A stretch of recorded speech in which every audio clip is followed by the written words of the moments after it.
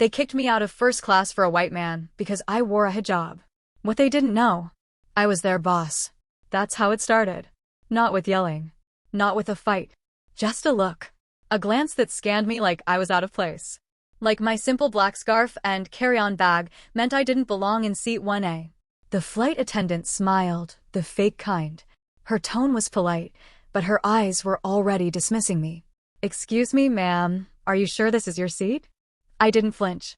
"Yes, 1A, window." She took my boarding pass without asking and double-checked, like I'd forged it. Behind me stood a tall man in a crisp navy suit, white AirPods, and a leather briefcase worth more than my car. He didn't say a word. He didn't need to.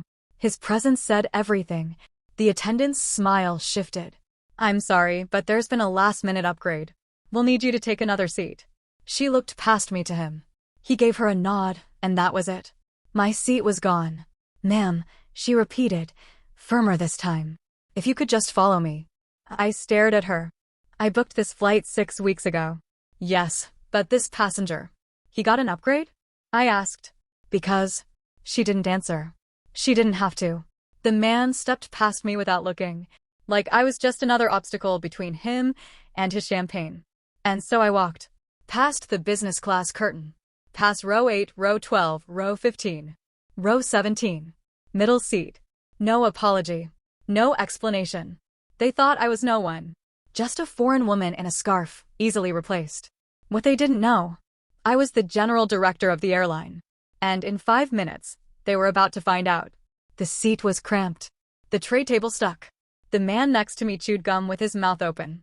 Loud. I sat there, perfectly still, staring at the seat in front of me. Not because I was angry.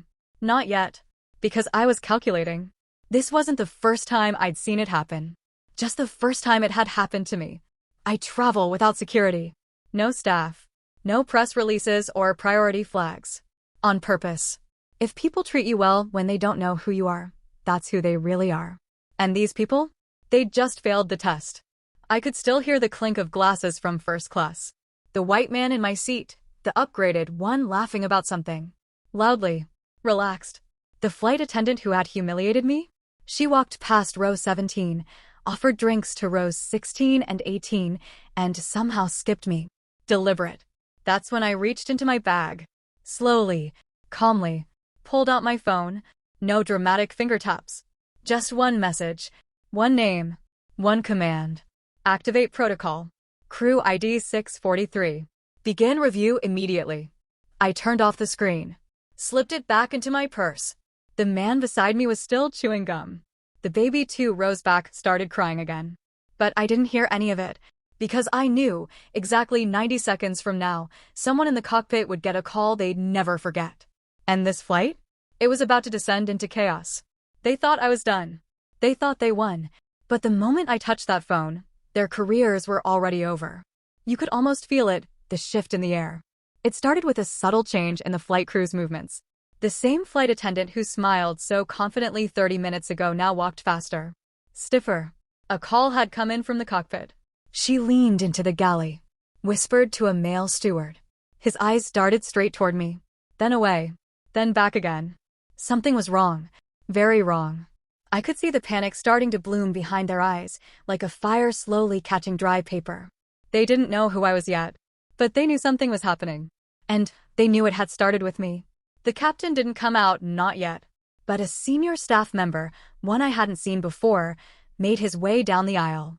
He stopped 2 rows in front of me, turned around, and looked directly at me. "Ma'am," he said quietly. "May I have a quick word with you, privately?" The people around me shifted, watched, whispered. I stood up slowly and followed him to the front of the plane. All the way back through business class. And yes, past my first class seat, where the man was now fast asleep with a champagne glass in hand.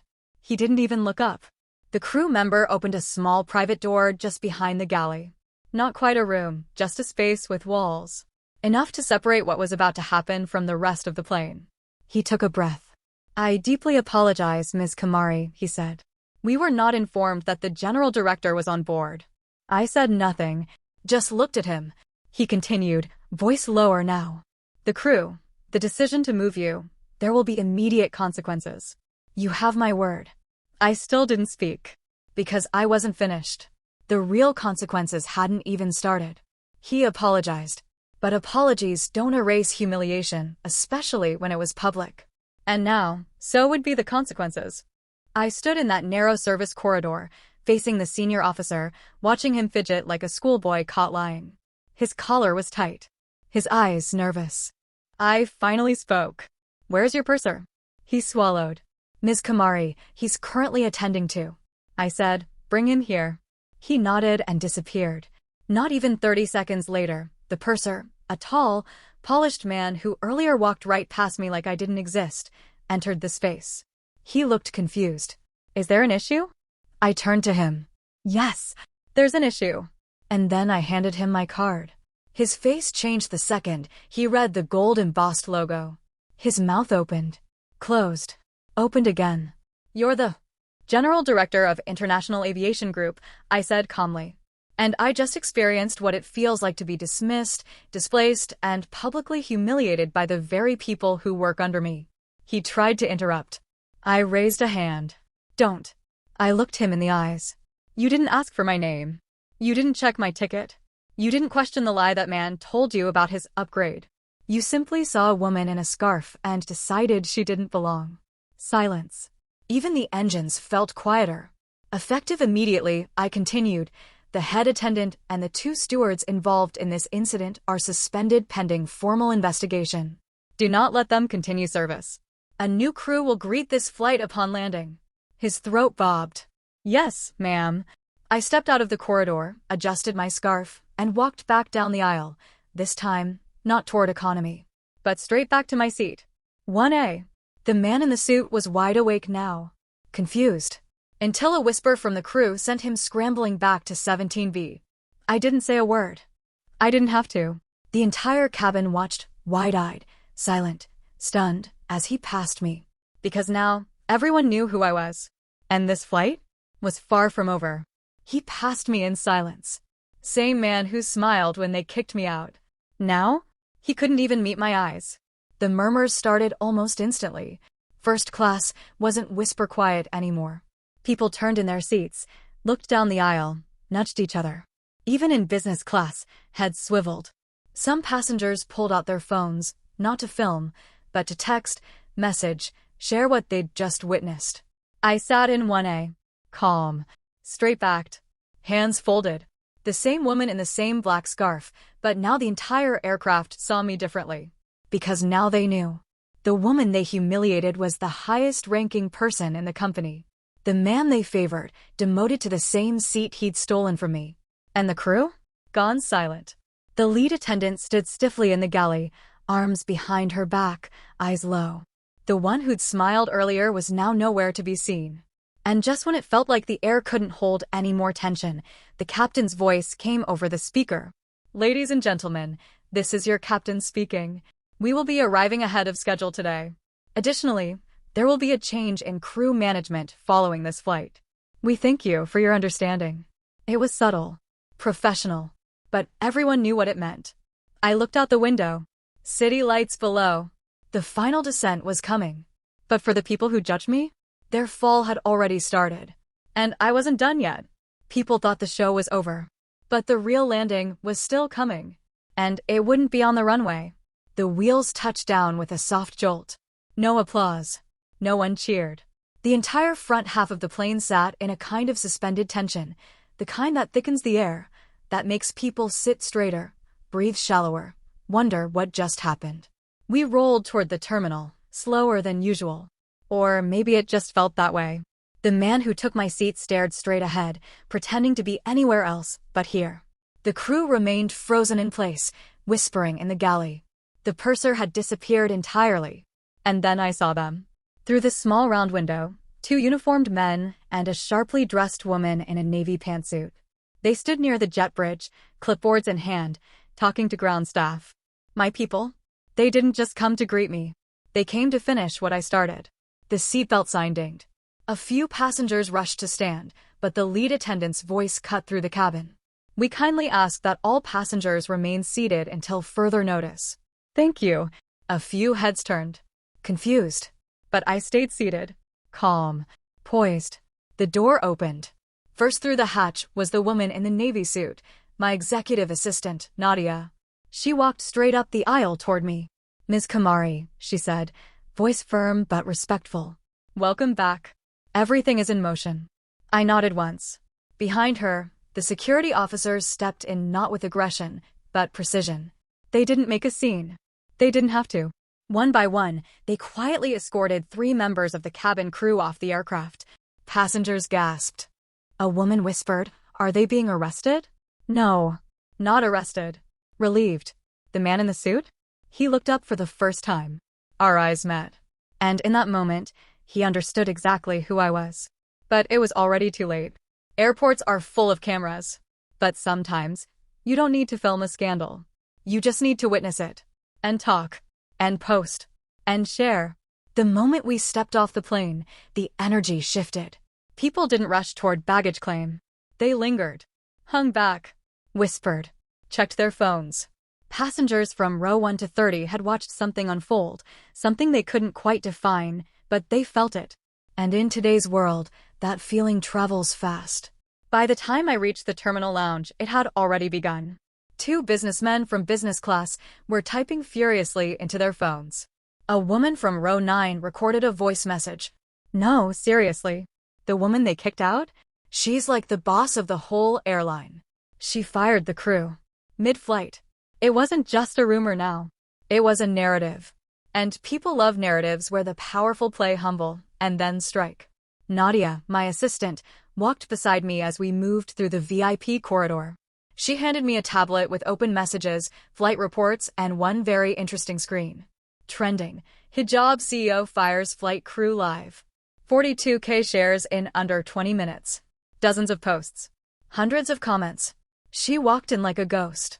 She left like a queen. But I didn't smile. Not yet. Because this wasn't about going viral. This was about making a statement that humiliation has a cost, even when it's delivered with a smile and a clipboard. The uniform. The title. The calm voice behind the cabin speaker. None of it excuses what they did. They saw my hijab and wrote a story in their heads. Now the world was reading a very different ending. They didn't say my name when they took my seat. Now, they couldn't stop saying it. I sat in the executive lounge, private and quiet, just above the same gates where it all began. Nadia was managing the calls. Legal, PR board reps, all of them were deeply concerned, horrified, taking immediate steps. Of course they were. But it wasn't just corporate now. The story had outgrown the airline.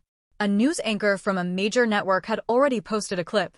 Sources confirmed that the woman removed from first class was Safia Kamari, General Director of International Aviation Group. The incident is now under internal review. The comment section? Exploding. She got kicked out for looking like she didn't belong? Imagine kicking out the CEO and pouring champagne for some random white guy skull. She's a queen. Silent power is different. I watched it all not with vengeance, but with precision. This wasn't about punishing a few people. It was about correcting a culture. Because if they could do this to me, imagine what they did to people who didn't hold power. There was a soft knock on the glass wall. It was the purser. No security this time. No script. Just a man with heavy shoulders and eyes that had clearly seen too many headlines in the last hour. "Ms. Kamari," he said softly, I came to say I'm sorry." I looked up from my tablet. "I believe you," I said. He blinked. "You do?" "Yes. But that's not the point." He waited. "You were kind to the man who looked rich. And cruel to the woman who looked foreign. That's what everyone saw. And that's what they'll remember." He nodded. Silent. Defeated. And then I dismissed him with the same quiet grace I was denied at 30,000 feet. You can fire people. You can issue statements. But the real change happens when the world sees the truth and doesn't look away. The board called an emergency meeting. Not because I demanded it, but because they had to. The situation was spiraling fast. The media coverage had reached global outlets. International headlines now read, "Hijab-wearing CEO kicked from first class by her own airline, fires crew in real time." Commentators debated it on morning shows. Activists praised the quiet strength. Corporate watchdogs dissected every second of the footage. It wasn't just about me anymore. It had become a symbol. And symbols don't disappear when the flight lands. I sat at the head of the boardroom table as they read their prepared apologies, eyes darting like school children caught cheating. "We failed to implement sensitivity protocols," one executive mumbled. "Clearly this wasn't the culture we meant to create," said another. I let them finish. Then I spoke, not loudly, not emotionally, but with the same voice they ignored on that plane.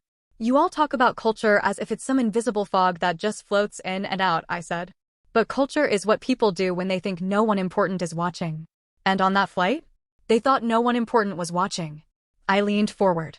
"That mistake won't happen again." A silence settled. Heavy. Final. Within 24 hours, the 3 flight crew members were formally terminated. A new ethics and bias training program was launched across all global routes. I signed off on a personal memo, not for legal reasons, but for clarity. Judging someone by appearance is not just bad service, it's bad business. And the woman they tried to ignore? She was now the face of the company's strongest reform in a decade. They gave away my seat like I didn't matter. But I never needed their permission to belong. Let me tell you something. Power doesn't always walk in loud. Sometimes it walks in quietly, with a scarf, a simple bag, no makeup, no name tag. And people look right past it. Until it speaks. Until it stands up. Or sits down, exactly where it belongs. They thought I was just another foreign woman in the wrong place. They thought I'd swallow the embarrassment. They thought I'd walk off that plane and say nothing. But I did what people like me have been forced to do our whole lives. I remembered everything, every word, every glance, every time they looked at someone like me and assumed less. And then I reminded them. I wasn't just a passenger. I was the one who signs their paychecks. I was the one who built the seat they tried to take away. And to you, the one listening right now, if they've ever tried to shrink you, if they've ever told you with their silence that you don't belong, let them underestimate you. Let them smirk. Let them whisper. Let them move you to row 17B. And then, when the time is right, remind them who they moved.